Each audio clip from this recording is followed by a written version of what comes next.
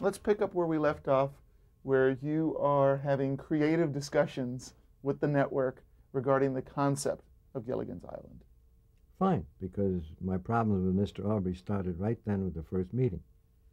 And the first meeting, much to my surprise, included two people I never expected to see. William Paley and Frank Stanton. They were the president and chairman of the board of CBS. And my own meetings up till then had been limited to lesser lights, you know. The head of programming was about as high as I could go. Anyway, we were in the midst of this argument about how to proceed with the show in terms of the creative aspects, when I was given 20 minutes. For some reason, that's what they used to give producers.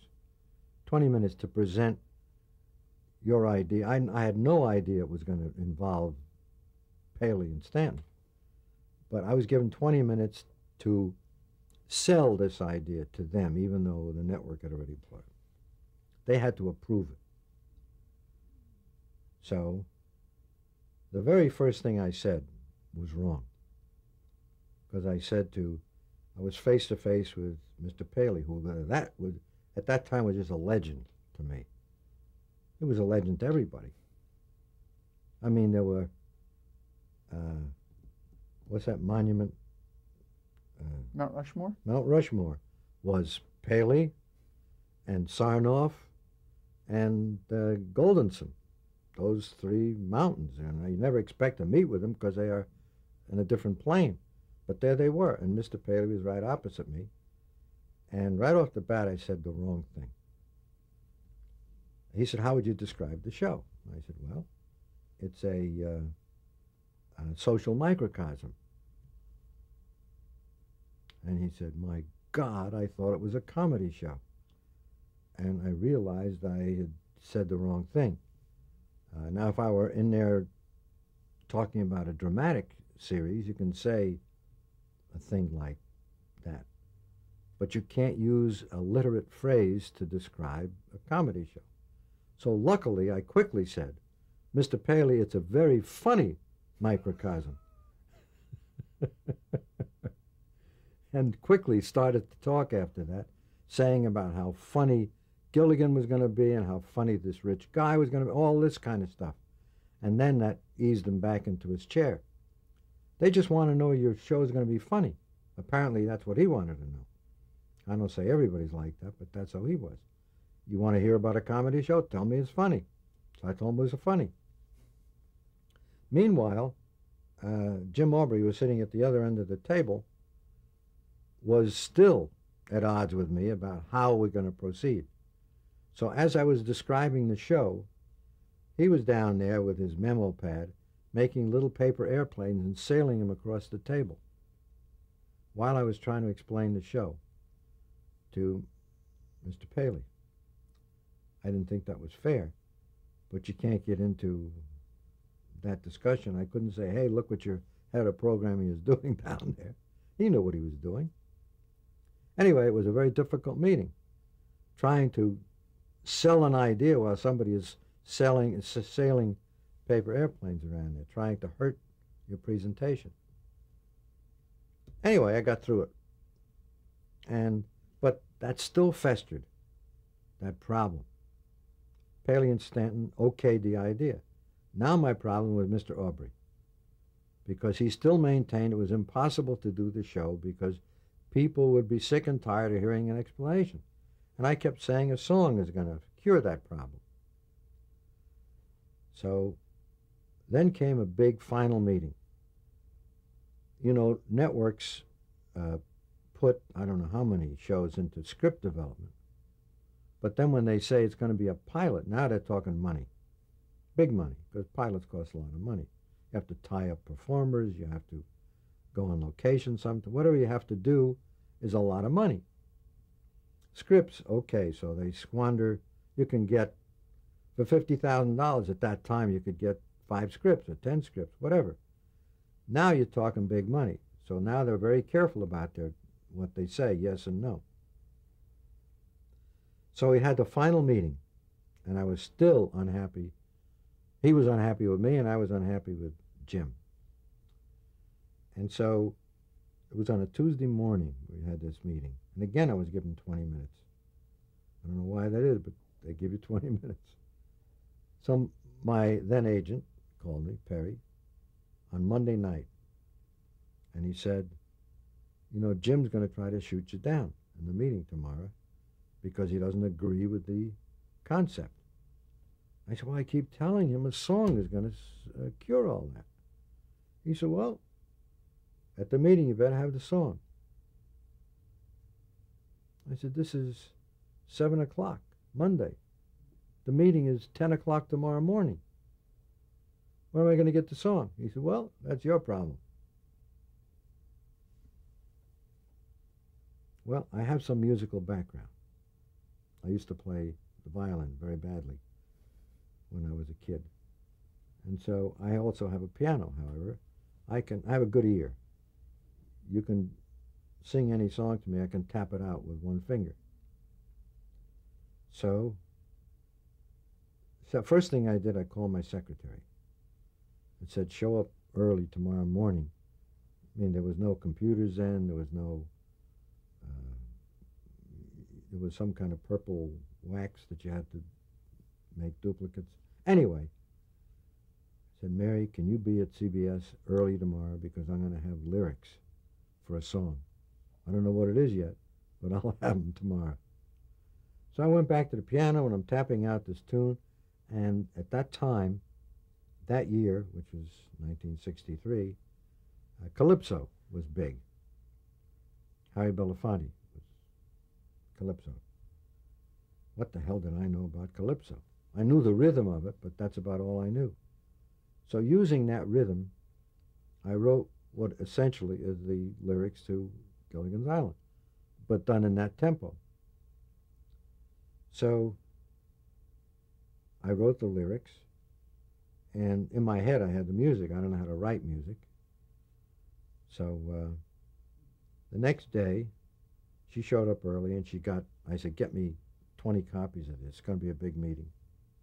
And she did that. So now I'm armed with these lyrics. I go to the meeting, and right off the bat, he starts his objection to the show. Paley was not there at this meeting.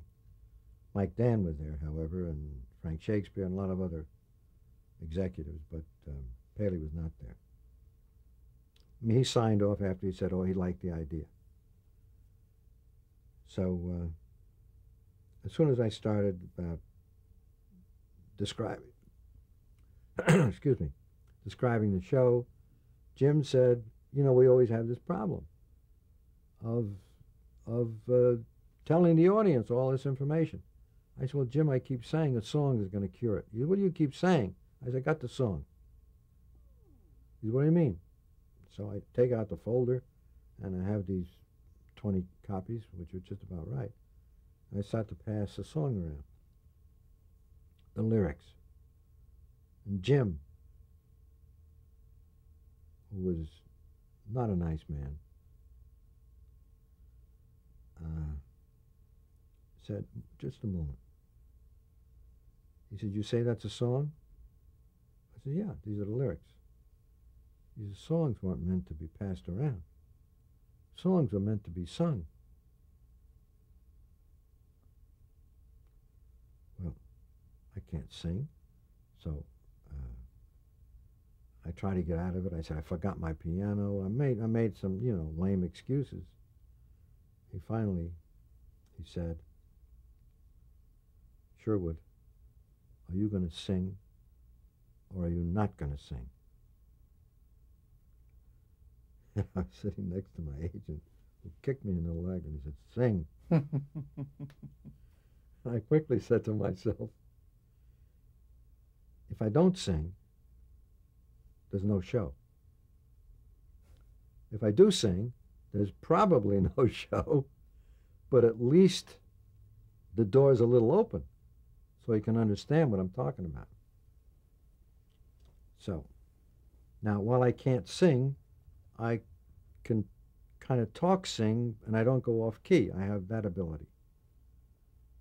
So I did the lyrics, and I had another problem because I not only had to do a couple of lines of lyrics, I had to say what's on the screen when the little boat is going out, and then when the weather gets rough, so I had to stop every 2 lines to regroup vocally and continue this song. It was not a walk in the park.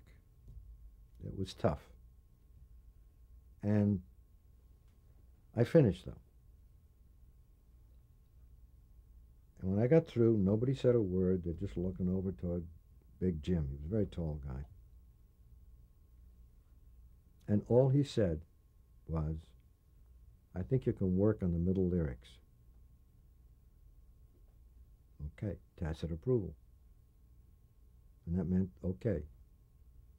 He now understood what I've been talking about for 2 months, that a song could cure the problem.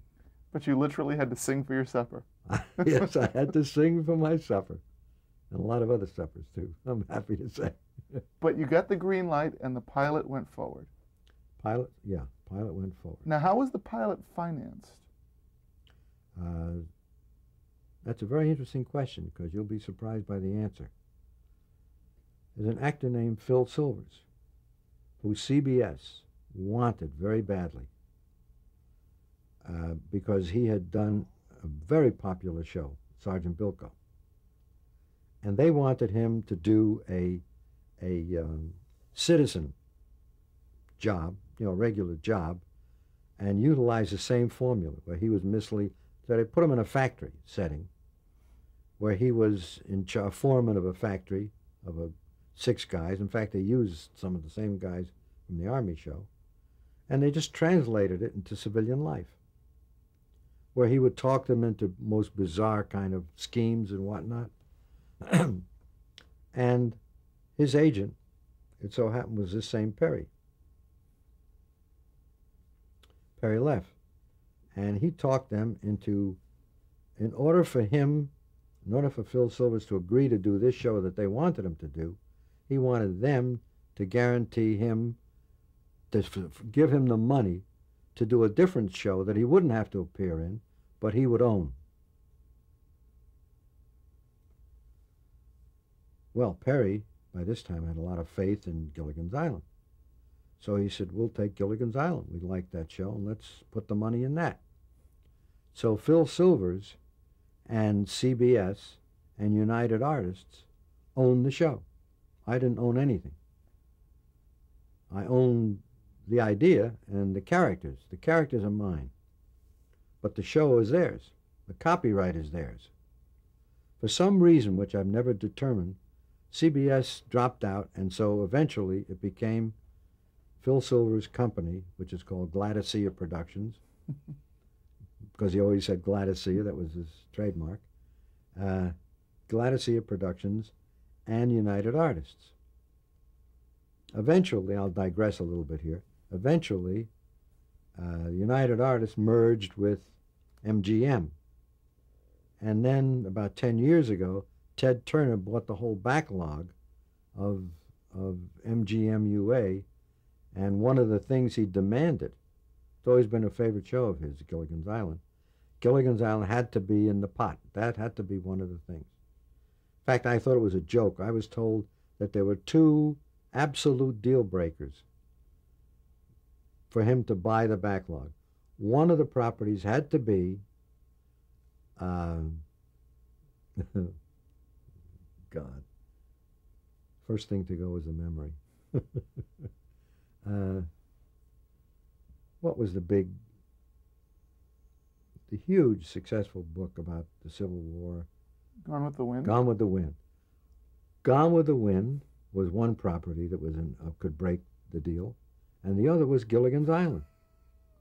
I thought it was a joke when they told me that. But 2 attorneys who were there swore that that was his demand. Other things were negotiable, but these were non-negotiable items. Gone with the Wind and Gilligan's Island. This is like a fan letter I just got last week from a woman who wanted my picture because she had place for 3 pictures. And this is what she wrote me. On the wall, she already had the Pope and Pavarotti and me, she wanted. Now, it seems like an odd combination. She'd send it to her, but insist that your picture be a little higher than the other 2 on the wall. No. So, why she wanted this, I don't know. But I satisfy requests. I get a lot of requests for my picture. I still don't know why, but I guess people see my name so often. You know, it's like a commercial. Sherwood, Schwartz on these different shows.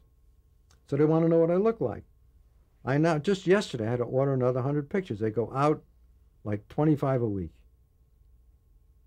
So, and I spend a lot of time just sitting at that desk signing autographs. And they all wanted autographed. They all want my picture.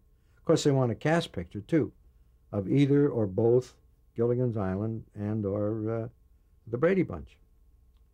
Speaking of the cast, since we're talking about the pilot that you did for Yes. Gilligan's Island, when you wrote these characters, did you have prototypes in mind? Did you have these actors in mind? Only one.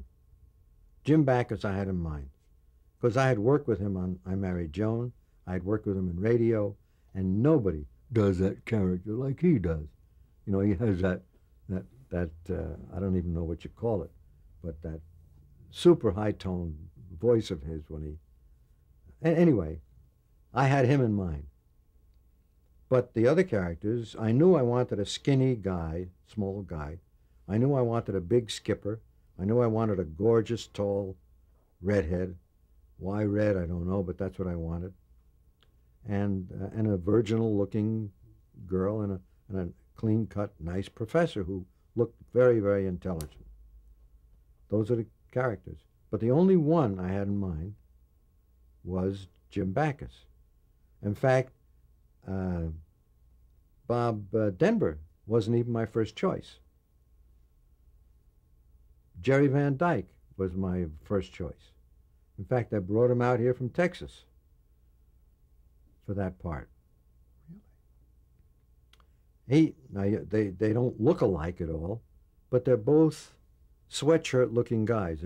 They don't look like they should be dressed up.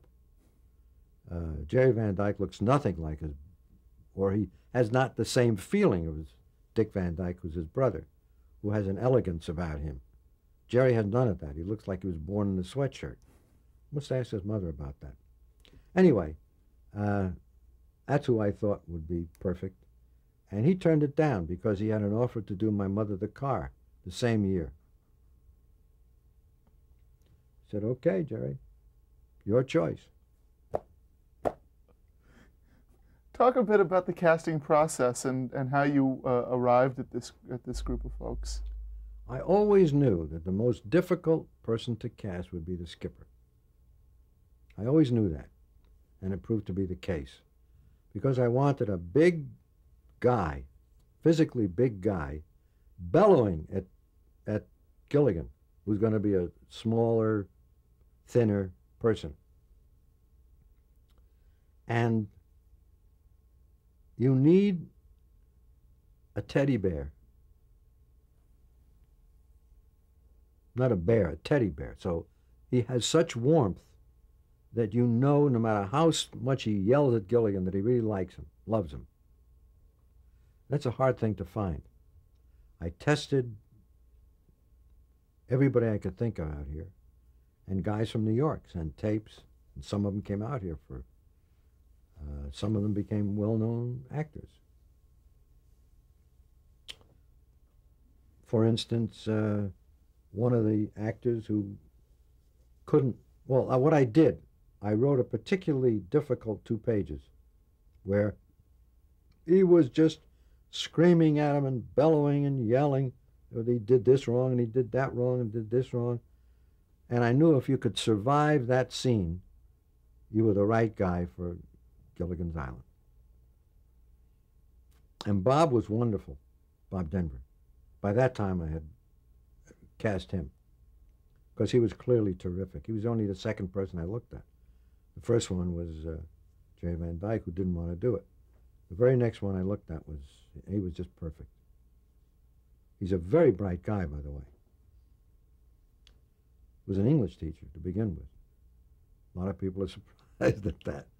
And he's not stupid by any means. He's very bright. Anyway, and Jim was a money problem, but that was CBS's problem, not mine. They asked me to test different people, and I did. I interviewed a lot of people, but I said, "It's Jim Backus." And they said, "He's a star, he's expensive." I said, "He's worth it." And because they wouldn't let me sign Jim, I wrote the script minimizing that part because I couldn't find anybody else to play it. You have to listen to a network. They're putting up the money, and they deserve to be listened to. But I shrank the part, feeling I had to go with a second banana who was not a top banana. And he was impossible, not impossible because of money. They were willing to give more money. But he was signed to another pilot. And until that time ran out, he could not deal with a second pilot. Well, one day I get a call from CBS. The other pilot didn't sell. That had already been finished. So I called Jim, who was an old friend. And I said, "Jim," I said, "how would you like to be on this new show I'm doing?" He said, "Fine, he send me the script." I said, "I can't send you the script." He said, "Why not?" I said, "Because if you read it, you won't take the part." He said, "Why?" I said, "Because I didn't think you were available, it's much more minor than you would be in the series. So I don't want you to read this. You won't like it." He said, "You mean you want me to sign a contract to star in a show without reading the script?" I said, "Yeah." He said, "You talked me into it." And so I did. But we had a relationship. You can do that when you have a relationship. And I was truthful with him. He once said that when he finally got a look at the original script, and he said, "My part was shorter than the wine list on an airplane." He's very funny. He was very funny. Unfortunately, he's no longer with us. But I knew that the skipper would be very tough. And everybody I tested was just not right. They turned dark when they started to yell at Bob Denver. And I was reluctant to go with inferior performance. And one night, Mildred and I, my wife and I, were at a restaurant. And I'm bewailing my fate. And that's what you have wives for, isn't it? To be sympathetic when you're in trouble. That's what I tell my wife. I have a wonderful wife. 55 years of wonderful life. That's pretty good. Wonderful. It's a good beginning, I always say. Anyway, we're in a restaurant on Santa Monica Boulevard. And I had a drink, and I'm saying, I don't know what I'm going to do, because now I have the rest of the cast. I don't have a skipper. And we shoot in 2 weeks in Hawaii. And as I say this, I look across the restaurant. And sitting in the same restaurant at another table is Alan Hale, who had never been interviewed, had never been mentioned. And I took one look and I said, God, there he is. That's the skipper.